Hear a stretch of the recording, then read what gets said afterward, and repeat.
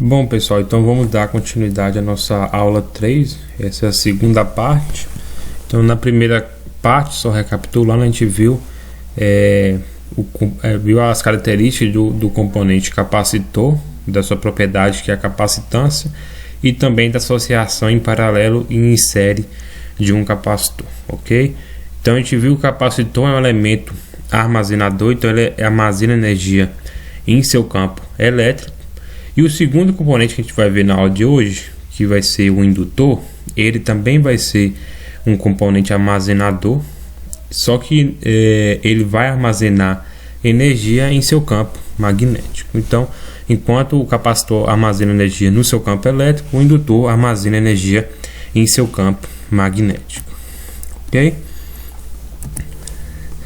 Pessoal, então para quem nunca viu, o indutor ele é construído a partir de um fio condutor. Então esse fio condutor a gente vai enrolando ele, formando o que a gente denomina de espiral, ok? Então essa construção em espiral de um fio condutor gera um indutor, ok? Nesse fio formado por essa espiral, quando a gente aplica uma fonte de tensão nele, que é o que está sendo representado aqui nesta figura, a gente tem a produção de uma circulação de corrente, ok? Então, quando essa corrente ela flui por essa espira, ela acaba produzindo um fenômeno denominado fluxo magnético, representado pelo sigla Φ, ok?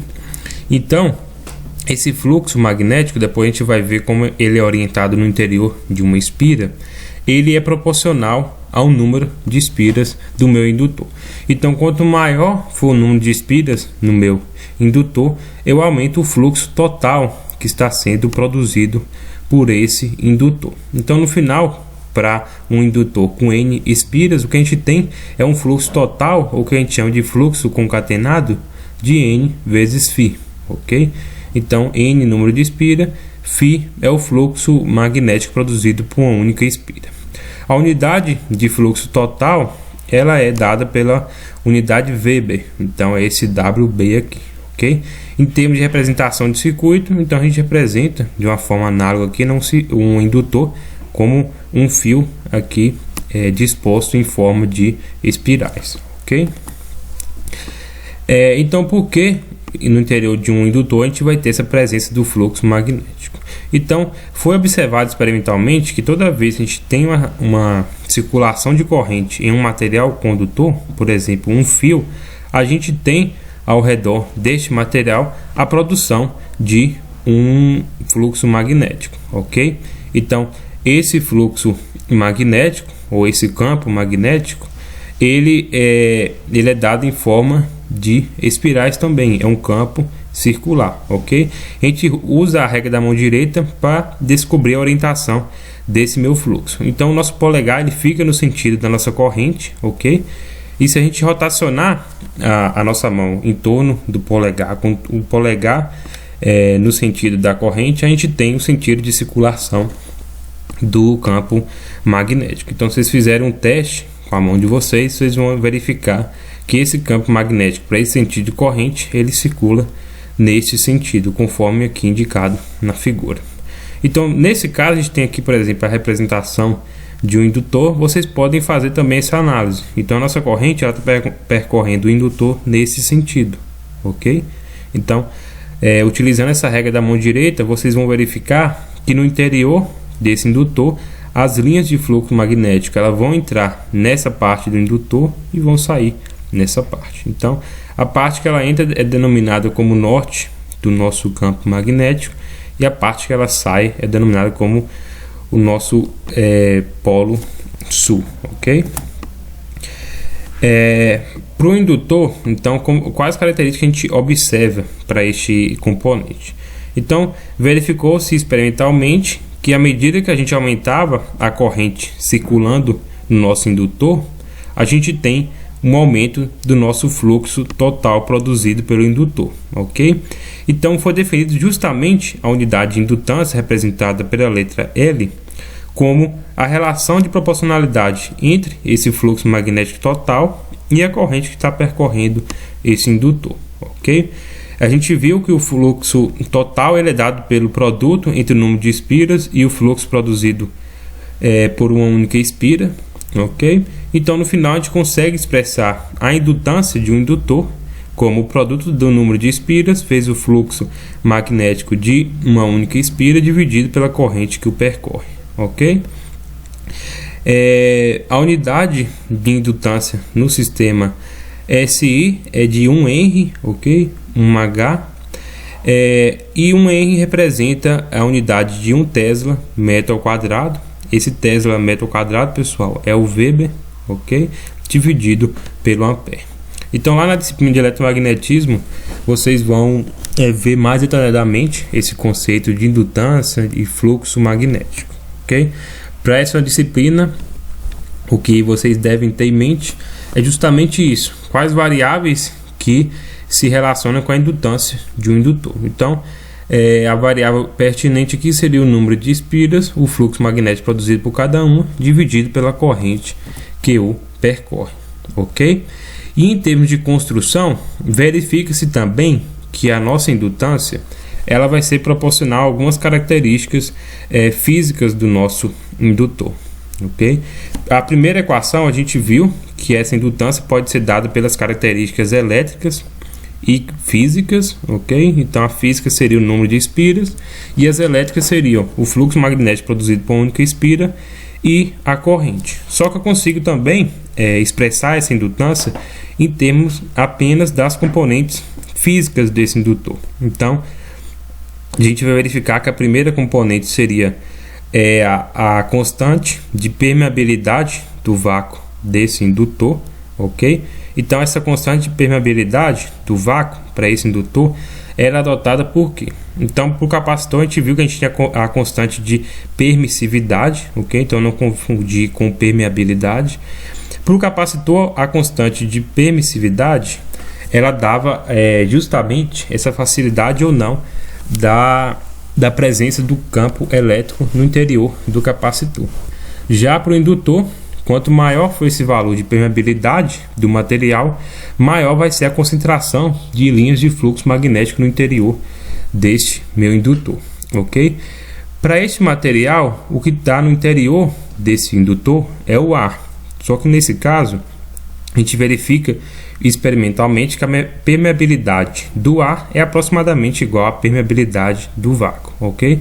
Então por isso que para a maioria dos indutores a gente não vai o núcleo dele, que a gente chama, é composto pelo próprio ar. Então nesse caso a gente aproxima para a permeabilidade do vácuo, ok?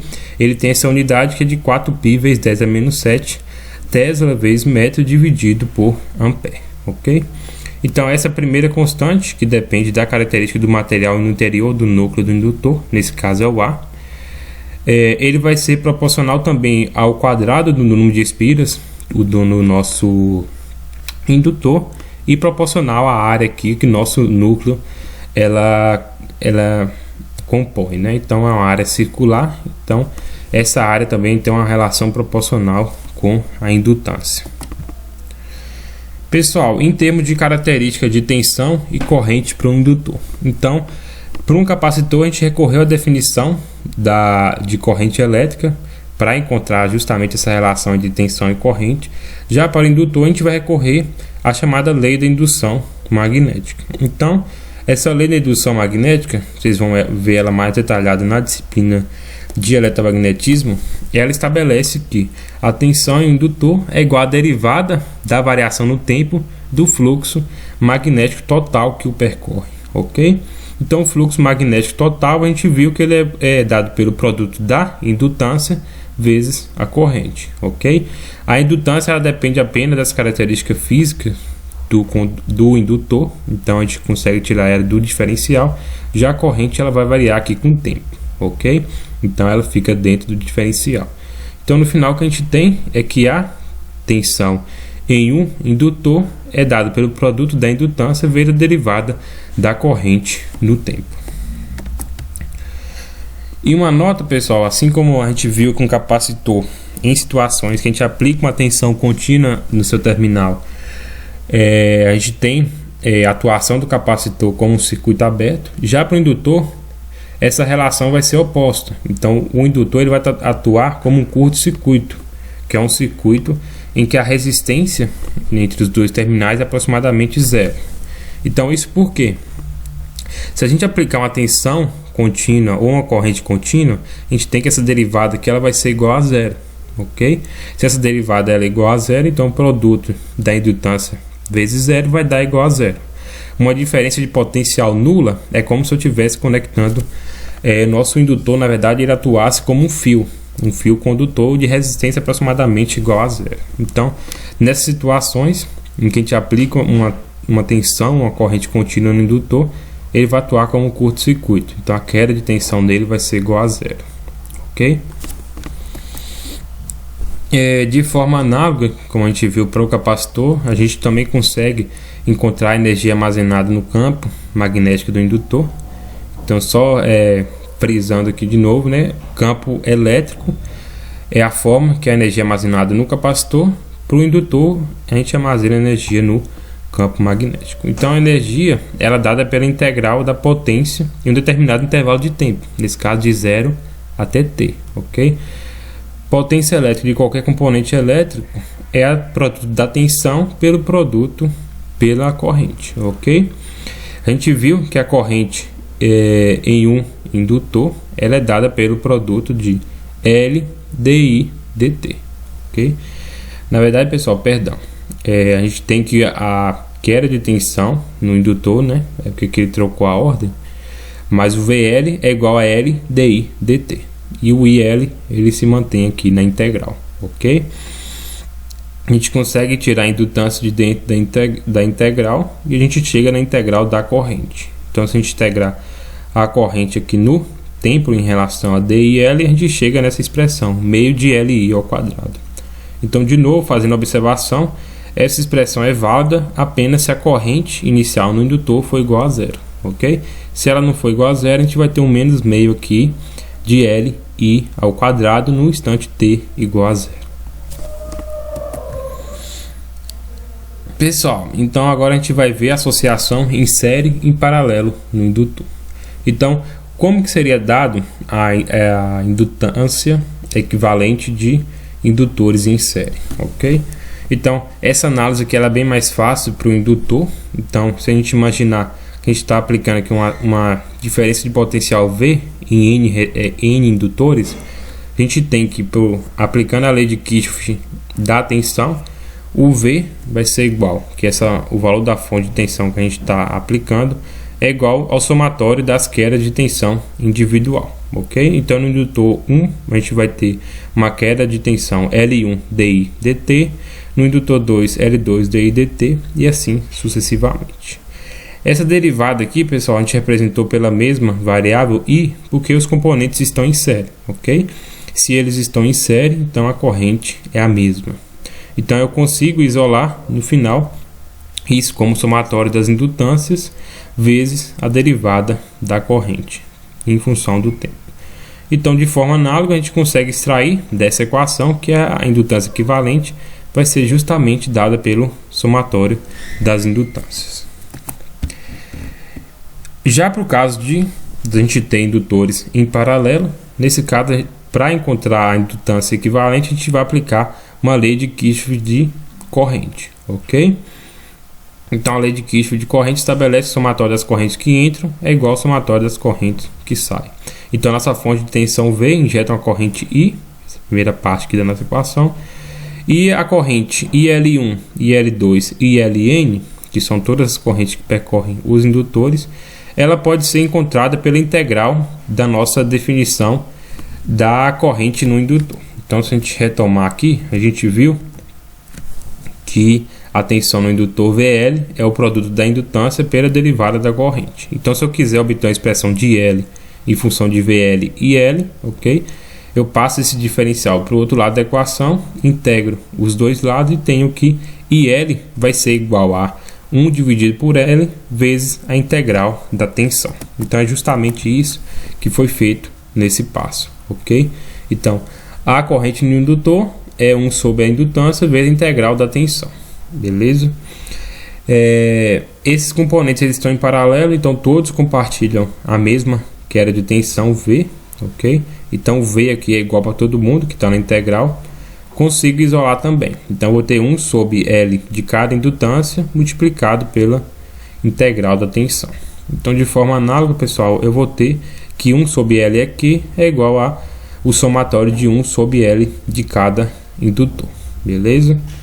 Então, para encontrar a indutância equivalente em indutores, a gente tem que a regra é basicamente a mesma para resistores. Então, quando está em série, a gente soma todas as indutâncias.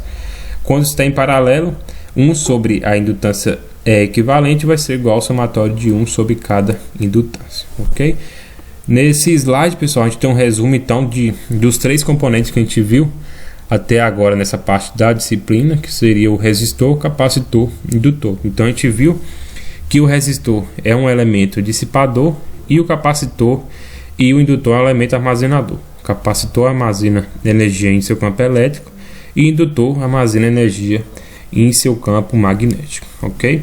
Aqui a gente tem também a relação e as leis, né, que governam cada componente desse. Então, para o resistor, a gente tem que a queda de tensão é igual ao produto da resistência pela corrente, que é justamente a lei de Ohm, ok? Para o capacitor, a gente tem que a corrente é igual a C, a capacitância, vezes a derivada da tensão no tempo.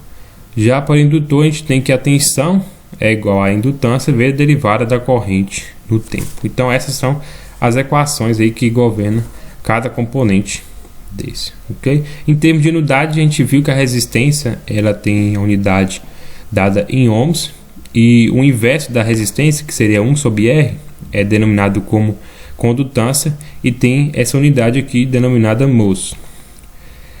Capacitância, pessoal, então a unidade que a gente viu era dada em farads, ok? E 1 sobre a capacitância é denominada de elastância e a unidade dela é darafs. A indutância, a unidade dela a gente acabou de ver, ela é dada em henries, ok? E 1 sobre a indutância, aqui não teve ninguém para propor um nome mais original, né? Ele foi denominado como Henry inverso, ok? Para finalizar então a nossa aula 3, a gente tem a apresentação de um circuito em que a gente tem uma fonte de tensão sendo aplicada em um indutor. Então o nosso indutor ele tem indutância de 2 mF, ok? Perdão, pessoal, que na verdade seria 2 mA, então vocês vão observar isso lá no slide. Farad é a unidade de capacitância, ok? Então a gente tem um indutor de 2 mA e uma corrente, uma fonte de corrente aplicando uma corrente de 5 vezes seno de 2T ampere nesse indutor, ok? Ele pede para você calcular a tensão no indutor e a energia ômega-L armazenada em seu campo magnético. Então, primeiro, para calcular a tensão, uma vez que eu tenho a corrente sendo aplicada em indutância, eu aplico a lei que governa o indutor. V é igual a L di dt, ok? Então, eu chego nessa seguinte expressão em função aqui do tempo, né? Cosseno de 2t vezes o 20 mili aqui, para a tensão no indutor. Para a energia armazenada, então novamente eu aplico a expressão da energia no indutor, né, que é meio de Li ao quadrado. A energia inicial é zero porque a corrente é igual a zero, ok? T igual a zero, seno de zero, corrente igual a zero, então a energia armazenada igual a zero, ok? Então a nossa expressão de energia armazenada fica também em função aqui do tempo, beleza? Então nesse caso a gente tem um item aqui adicional, né, que ele pede para você calcular a tensão no indutor se a corrente IL aplicada nele para qualquer instante de tempo t for igual a 3 ampere. Então nessa situação a nossa derivada vai ser igual a zero, né, derivada de uma constante. Então o nosso indutor ele se comporta como curto-circuito, a gente não tem queda de tensão nele.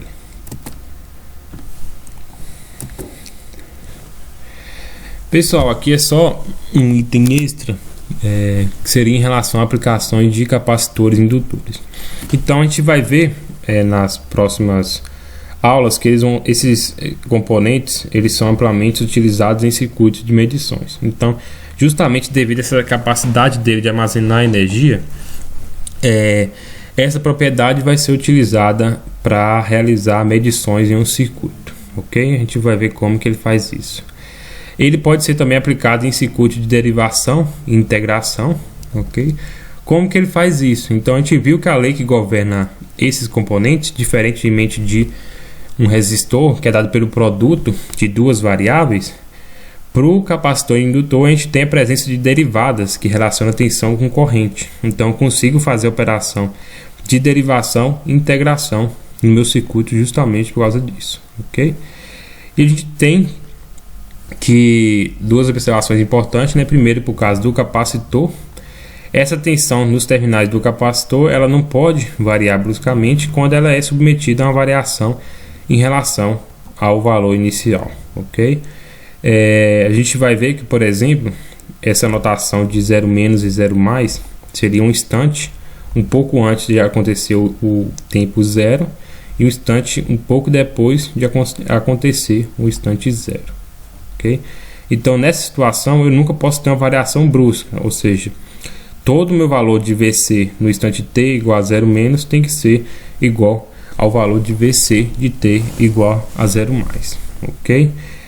Por que isso não acontece? Porque, se vocês relembrarem, para um capacitor a energia ela depende como uma função ao quadrado da tensão.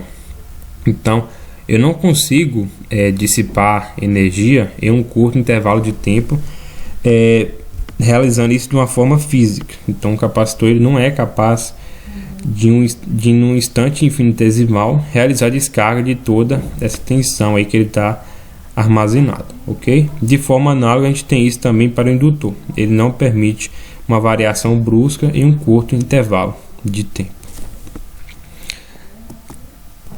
Pessoal, então aqui a gente está finalizando a nossa aula 3 como exercícios complementares. Então eu indico para vocês a lista 2 do PVA-NET. Eu acredito que vocês consigam realizar ela completamente, ok? Então qualquer dúvida vocês podem consultar os colegas ou me consultar também. E bons estudos para você e até a próxima aula.